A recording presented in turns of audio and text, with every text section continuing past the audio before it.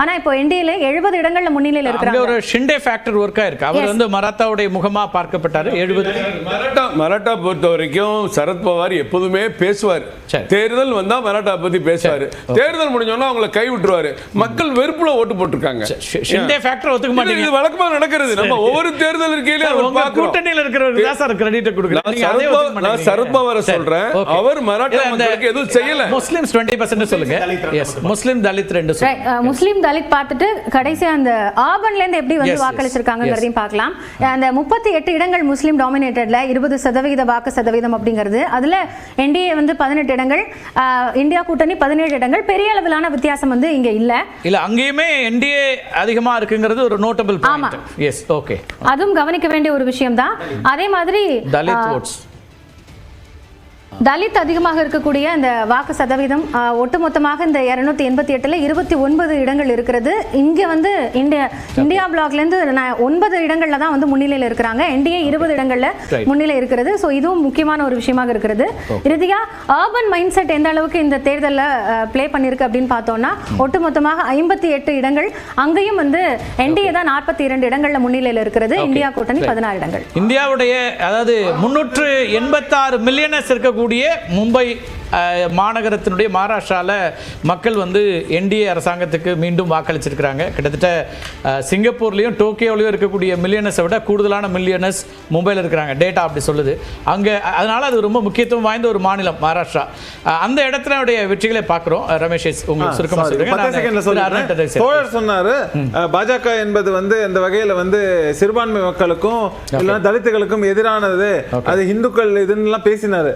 ஆனா இங்க சொல்லக்கூடிய இங்க வரக்கூடிய சீட்ஸ் இது பார்த்தா அதுக்கு ஆப்போசிட்டா இருக்கு. அதனால அவங்களுக்கு பெரும்பான்மை இடங்கள் வரும்போது எல்லா ஃபேக்டருமே அங்க அந்த மாதிரி இருக்கிறதுக்கு வாய்ப்பு இருக்கு இல்லையா? ஏன்னா அந்த தொகுதிகள் சிக்னிஃபிகன்ட் என்னன்னா தேசிய அளவில் பட்டியலின மக்கள் அல்லது குறிப்பா பழங்குடியின மக்களுடைய ஆதரவை காங்கிரஸ் கட்சி பெறுகிறதாங்கிறது தான் கொஸ்டின். பழங்குடியின மக்கள் மத்தியில் நீங்க சொல்ற மாதிரி ஆர்எஸ்எஸ் ஓட ரோல் ஒர்க் பண்ணிட்டு இருக்கு. அரவிந்த், எஸ், ரிலிஜியஸ் லைன் இங்க ஒர்க் ஆகலிங்கிறது. அதனால தான் நான் முஸ்லீம் டாமினேட்டட் ஏரியா பார்த்தேன். ரிலிஜியஸ் லைன் ரெண்டு சைடுக்குமே ஒர்க் ஆகல. முழுமையா வெல்ஃபேர் ஸ்கீம்னால மட்டும் தான் ஜெயிக்க முடிஞ்சது. அதனால திரு அருணன்ட்ட பேசிட்டு நிறைய செய்யலாம். அருணன், எஸ், திரு அருணன். இல்ல, அவரு வந்து ஏற்றுமதி வளர்ச்சியை பத்தி சொன்னாரு. ஏற்றுமதி அதிகமான ரூபாயின் மதிப்பு உயர்ந்திருக்கணுங்களே ஐயா.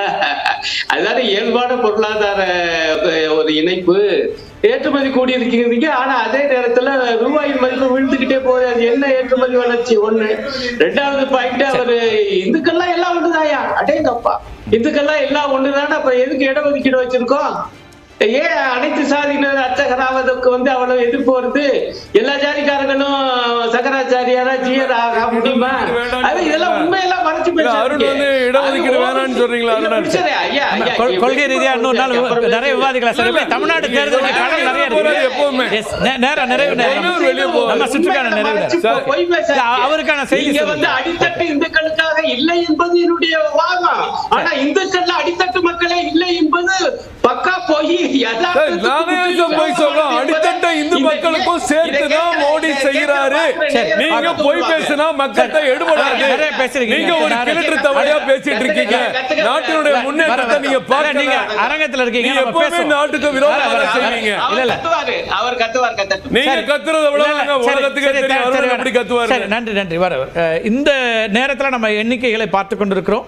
இந்த அமர்வு நிறைவு செய்கிறது. அடுத்த அமர்வுல பாலா தொடர்வார். இப்போதைய நேரத்தில் 216 இடங்களோடு பாஜக கூட்டணி முன்னிலை வைக்கிறது. 61 இடங்களோடு இந்தியா கூட்டணி முன்னிலை வைக்கிறது. மகாராஷ்டிரா பொறுத்த வரைக்கும் ஒரு கிளியர் மேண்டேட் அங்கே வரக்கூடியதை பார்க்குறோம். 288ல் 216. ஜார்க்கண்டை பொறுத்த வரைக்கும் 49 இடங்கள் இந்தியா கூட்டணி முன்னிலை. என்டிஏ 30. அங்கே ஜார்க்கண்ட்லேயே மீண்டும் ஆட்சியை இந்தியா கூட்டணி தக்க வைக்கிறது அப்படிங்கிறத பார்க்குறோம். கிட்டத்தட்ட 50 தொகுதிகளுக்கான இடைத்தேர்தல் நடந்தது. அதுவும் இன்னைக்கு முக்கியமாக பார்க்கப்பட வேண்டியதாக இருந்தது. சட்டமன்ற இடைத்தேர்தலில் மேற்கு வங்கத்தை பொறுத்த வரைக்கும் திரிணாமுல் காங்கிரஸ் தான் இப்போதும் 6 இடங்கள்லையும் முன்னிலை. அதே போல உத்தரப்பிரதேசம் தொடர்ச்சியாக பார்க்க வேண்டியிருக்கிறது. 9 இடங்களில் 6 இடங்களில் பிஜேபியும் 3ல் மற்றவர்களும் முன்னிலை என்பது மாறி மாறி வரக்கூடியதை பார்க்கிறோம். ஒரு டேட்டா பார்த்துட்டு வந்துடலாம். காயத்ரி இருக்காங்க. ஒரு ஜார்க்கண்டோட எண்ணிக்கைகளை பார்க்கலாமா காயத்ரி? ஜார்க்கண்டில் என்ன மாதிரி டிவைடு இருக்கு? ஜார்க்கண்ட், எஸ். வணக்கம் கார்த்திகை செல்வன். இப்போ ஜார்க்கண்டை பொறுத்த வரைக்கும் இப்போ இருக்கிற ட்ரெண்டிங் பார்க்குறோம். ஓவராலாக வந்து இந்த 81 இடங்களில் இந்தியா கூட்டணி வந்து 48, என்டிஏ தரப்புலேருந்து 32 மாறி இருக்கு. இப்போ அடுத்தடுத்த முன்னணி நிலவரங்கள் தொடர்ந்து வந்துட்டு இருக்கிறதுனால ஸோ இப்போ இந்த ஜார்க்கண்டில் முக்கியமாக பார்க்க வேண்டியது இந்த காஸ்ட் பேஸ்டு ஓட்டு தான். அதுதான் வந்து நிறைய தொடர்ந்து நம்ம பேசிகிட்டே இருக்கோம். அந்த வகையில் பார்க்கும்போது ட்ரைபலோட ஓட் ஷேர்ஸ் அப்படிங்கிறது ஒட்டுமொத்தமாக ஓவரால் பாப்புலேஷனில் 26% இருக்கிறது. இப்போ அந்த ஓட் ஷேர் அப்படிங்கிறது இந்த ரீஜன் வைஸா எப்படி பிரிஞ்சிருக்கு அப்படின்னு பார்த்தோம்னா முக்கியமாக இருக்கக்கூடிய 3 அந்த ரீஜன் எடுத்துக்கலாம் ரொம்ப குயிக்காக. அதில் வந்து நார்த் ஜார்க்கண்ட் அப்படிங்கிறது தான் வந்து மிக முக்கியமாக அந்த இண்டஸ்ட்ரியல்ஸ்லாம் இருக்கக்கூடிய பகுதியாக சொல்லப்படுகிறது. இங்கேயும் அந்த பழங்குடியினுடைய வாக்கு சதவீதம் அப்படிங்கிறது கணிசமாக இருக்கிறது.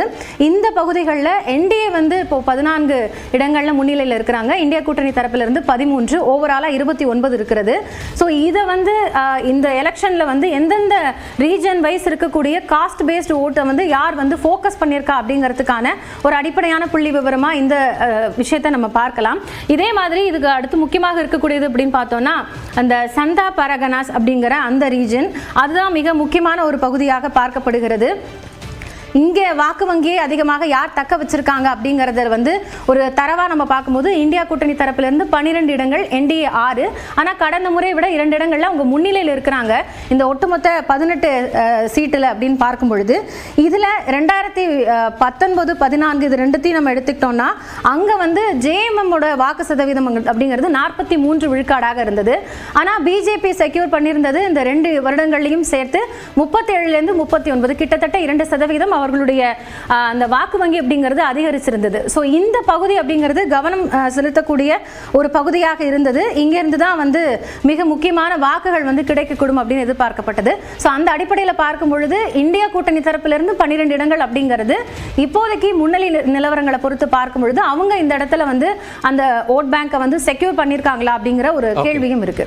ரைட், அடுத்து அந்த இன்னொரு பிராந்தியம் பார்த்தலாம், நம்ம அதுக்குள்ள பேசலாம். அதே போல நிறைய பழங்குடியின மக்கள் இருக்கக்கூடிய இடம் அதையும் நம்ம பார்த்துடலாம். எஸ், இதை சொல்லிடுங்க நீங்க கடைசியா பிரதேசமாக அடுத்து இருக்கிறதையும் நம்ம பார்த்துட்டோம்னா மற்றது பார்க்கணும்.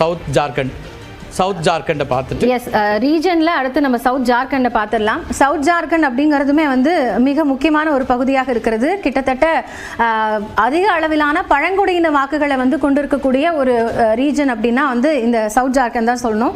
அது மட்டும் இல்லாமல் இந்த பகுதிகளில் இருக்கக்கூடிய வாக்கு சதவிகிதம் அப்படிங்கிறது நிறைய ஃபேக்டர்ஸ்னால பிரியக்கூடும் அப்படிங்கிறது தேர்தல் கணக்குகளாக இருந்தது. ஒட்டுமொத்தமாக 34 பகுதிகள் இருக்கிறது. அதில் இந்தியா கூட்டணி 23 இடங்களில் முன்னிலையில் இருக்கிறாங்க. கவனிக்க வேண்டிய ஒரு விஷயம், கடந்த முறை விட 2 இடங்கள்ல அவங்க கூடுதலாக இருக்கிறாங்க. அதே மாதிரி என்டிஏ கூட்டணிக்கும் கூட ஒரு இடம் அப்படிங்கிறது முன்னிலைக்கு நிலவரத்தை பொறுத்த மட்டும் இது கூடுதலாக பார்க்கப்படுகிறது. ஸோ அப்போ இந்த ரீஜன் வைஸ் இருக்கக்கூடிய ஓட் பேங்க்ஸ் அப்படிங்கிறத தான் வந்து ஃபோக்கஸ் பண்ணியிருந்தாங்க.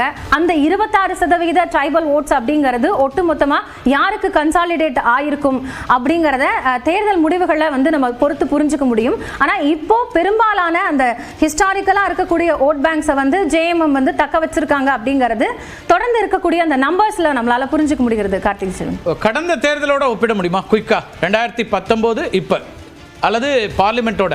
எஸ், 2019 இதே தொகுதியில் நம்ம பார்க்கிறோம், இதே ரீஜன் பார்க்கிறோம், சவுத் பார்க்கிறோம். அதுல வந்து 34 இடங்கள்ல வந்து ஓவரால் கூட கொடுத்துடலாம். ஓவராலா வந்து 34ல வந்து அவங்க 21 வந்து கடந்த தேர்தலில் வந்து வின் பண்ணியிருக்காங்க. அதனுடைய வாக்கு சதவீதம் நான் குறிப்பிட்ட மாதிரி 37ஆக இருக்கிறது. ஸோ இந்த தேர்தலில் தான் இப்போ அடுத்து வந்து 24ல தான் இதே இந்த ரீஜனை நம்ம பார்க்கும்போது அந்த நம்பர்ஸ்ல அவங்க 23ல லீடிங்ல இருக்காங்க. டோட்டல் ஜார்க்கண்ட் எப்படி ஒர்க் ஆயிருக்கு பார்லிமெண்ட் எலெக்ஷனோட கம்பேர் பண்ணி சொல்லுங்க. ஓகே, இப்போ இது ஒட்டுமொத்தமா இருக்கக்கூடிய இந்த 2024 இப்போ 2014ல நம்ம வந்து அதை தேர்தல் நிலவரம் எப்படி இருந்தது அப்படின்னு பார்க்கலாம். அந்த சட்டமன்ற தேர்தலில் 81 தொகுதிகளில் பிஜேபியினுடைய வாக்கு சதவீதம் அப்படிங்கிறது 37க்கு 31. அதன் பிறகு அந்த ஜேஎம்எம் காங்கிரஸ் இது ரெண்டத்தையும் நம்ம சேர்த்து பார்க்கும்பொழுது அவர்களுடைய வாக்கு சதவீதம் அப்படிங்கிறது கிட்டத்தட்ட 43ஆக இருக்கிறது. ஸோ இந்த வாக்கு சதவீதம் தான் இப்போ கூட்டணிக்கு மிக முக்கிய பலமாக இருக்கு.